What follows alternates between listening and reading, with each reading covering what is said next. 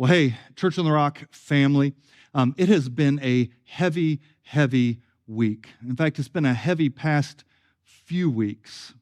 And each time some sort of tragedy like this takes place in our country, I feel this pressure, maybe you feel this pressure to do something, to say something, to make something happen. People want you to help make new policies. They want you to help make our country great. They want you to participate in some sort of action. And often it can be really difficult to know exactly what I should do and what I should say in these moments. But this series that we've been in over the past 3 weeks directly relates to what we're watching happen in our own country and in our world at this time, because Jesus could not have been more clear about what you and I, the church, are responsible to make. And that is, make disciples. So we've been defining what we believe it means to make disciples. But the truth is this: you cannot legislate morality. You can only punish immorality, which is important, and just law matters. But people do not fundamentally change because the law changes. People fundamentally change when they've encountered the truth of the message of the gospel.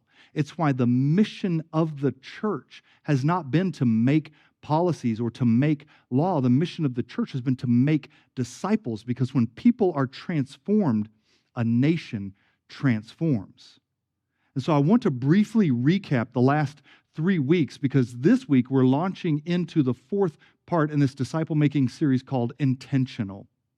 There is something you and I can put our hands to. And so here's the recap for weeks 1 through 3. Week 1 was the invitation.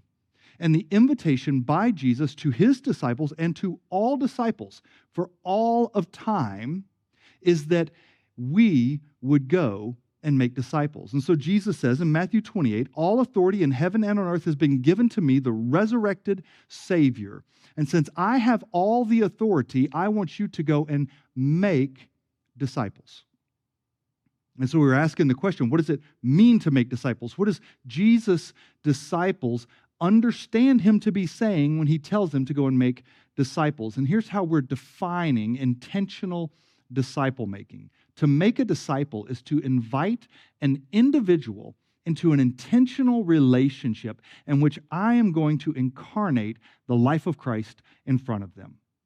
I'm going to invite them to follow me as I follow Jesus. Not follow me because I'm so perfect, but follow me as I discover how to follow Christ. And so the challenge we laid out in week 1 was this: who is it that is currently in your sphere of influence that may need someone just like you to introduce them to the love of Christ? Because that's actually something you could do something about. Now, in week number 2, we moved into the foundation.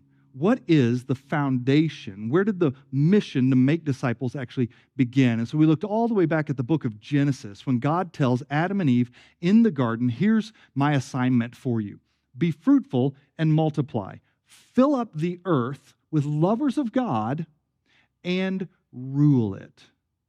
Adam and Eve forfeit that responsibility in the garden when they fall into sin, but God's mission and mandate had never changed. And so fast forward to Jesus. And when Jesus says to his disciples, "Go into all the world and make disciples," he is essentially giving the same command that was given to Adam and Eve, to you and I. Be fruitful and multiply, children of God, and fill up the earth with them. That you and I, whether we're married or whether we're single, whether we can have children or we can't have children, that you and I can actually participate in the mission of being fruitful and multiplying. And the ingredient required for multiplication is proximity. And so the invitation was that God has reissued the command. Jesus has taken back the authority, and we actually get to participate in the very same thing God wanted to happen in the Garden of Eden in our day today. And then we moved into week number 3, which was the template for disciple making.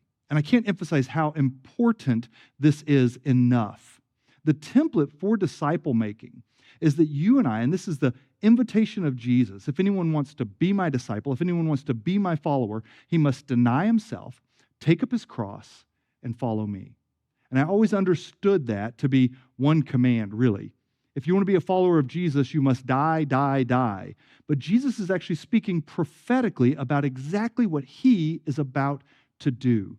And so in the Garden of Gethsemane, he says, Father, not my will, but yours be done. That denying yourself is the ability to say no, habitually saying no to those internal drives and ambitions that are contrary to the will of God. Not every drive and every ambition that we have is contrary to the will of God, but the ones that are, learning how to say no to those things, denying ourselves. And if we could do that, then we could take up our cross and follow him. And our cross is not the same as his cross, only he could carry his cross. But there is a way in which you could joyfully bear suffering so that others could experience redemption, which is what Jesus did through the cross for you and I. Father, forgive them, they do not know what they're doing. The ability to joyfully bear suffering so that others could experience redemption. If I could deny myself, then I could take up my cross. And then Jesus is inviting me to follow him, not to death, but to resurrection life. If the story ends in a crucifixion and a tomb, then we are of all people to be pitied. But it doesn't. Jesus is actually leading you and I through this process of denying ourselves, taking up our cross, to resurrection life. He came that we might have life, and that to the fullest. And so the goal for you and I as disciple makers is this. We should be able to describe how we have applied this template of denying ourselves, taking up our cross, and then what we've discovered as we follow Jesus to people we are discipling. And we should be able to direct others to how they can discover to apply that to their own lives. I don't need to have the answer to all of their questions, but I could lead them on this pathway to discovering what does it mean to deny yourself in this situation, take up your cross, and then where is Jesus leading you? And they could learn to hear from God like you and I learn to hear from God. So there you go. That's the recap. And as we jump into this week, the disciplines of a disciple maker, I couldn't be more excited about what this will potentially produce, not just in our church, but transformation in our country. Let's go.